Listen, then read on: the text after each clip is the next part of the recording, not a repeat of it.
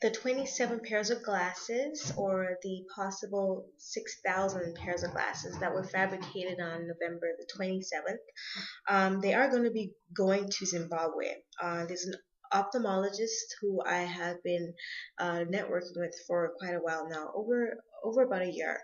I have informed her of the project, and I have informed her of my intentions. I am going to be finding the best affordable way for me to ship them over to, or to fly them over to Zimbabwe. What's going to happen is that this form here is what we filled out in during fabrication. For instance, this has the prescription in these boxes up here, and then as well as the eye size and the PD.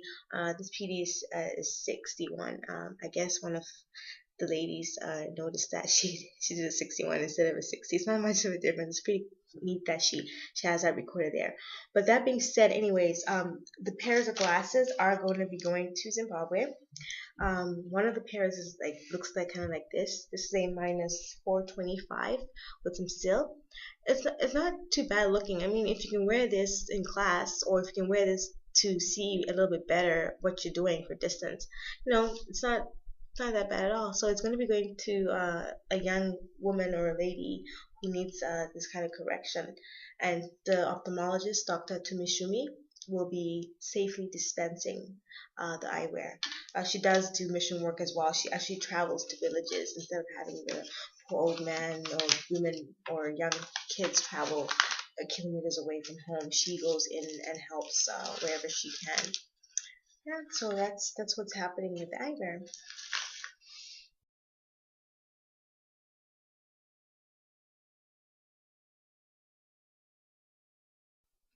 I knew that I was ready to fabricate eyeglasses for real life experience um, after I fabricated this pair of glasses.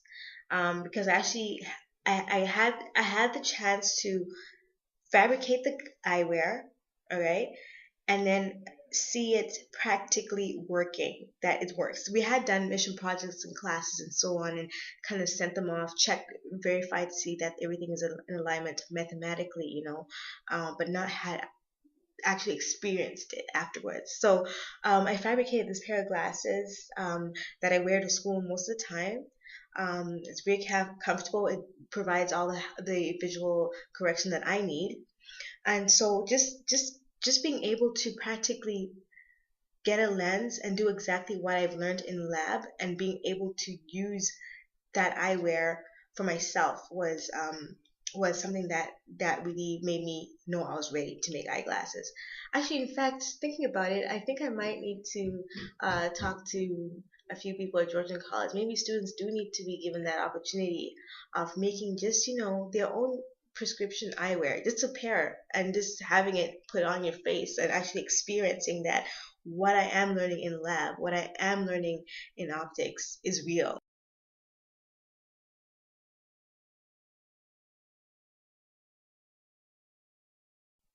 I come from a continent where visual health care is really not always available, not always readily available.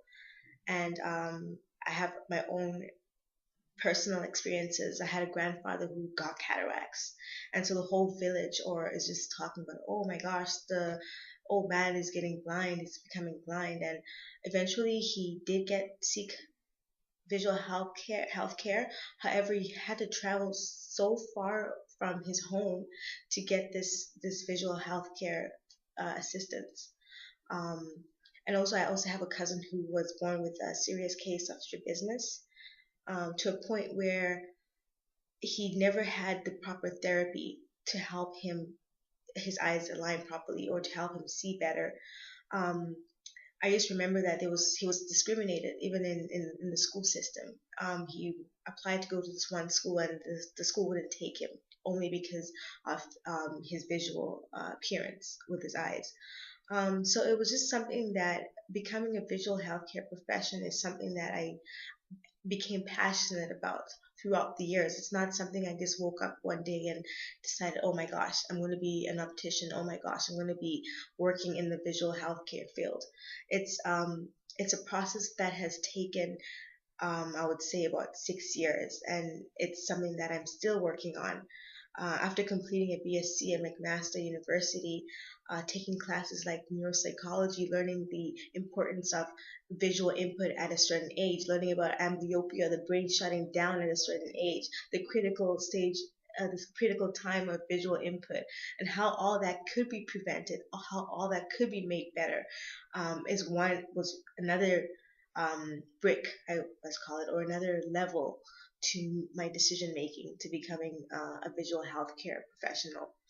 And then finally coming here to Georgia College and actually learning the practical implications of having a lens put in front of your eye with prism just to align that eye to try and prevent amblyopia, or to try and have coatings on your lenses to prevent things like cataract surgery, okay, the development of cataract, sorry.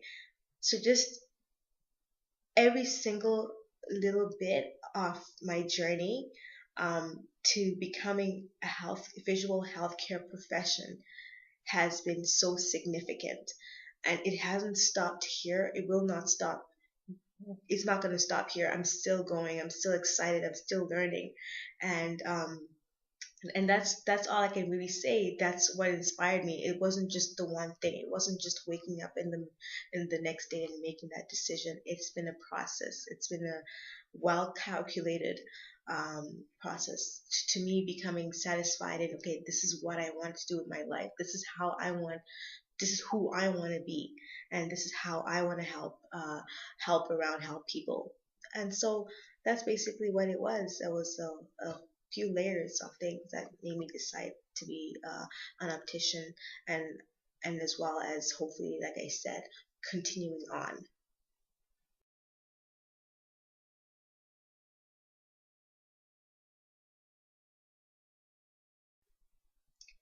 In my community, I've had the honor of volunteering with the Canadian National Institute for the Blind for the past 2 years.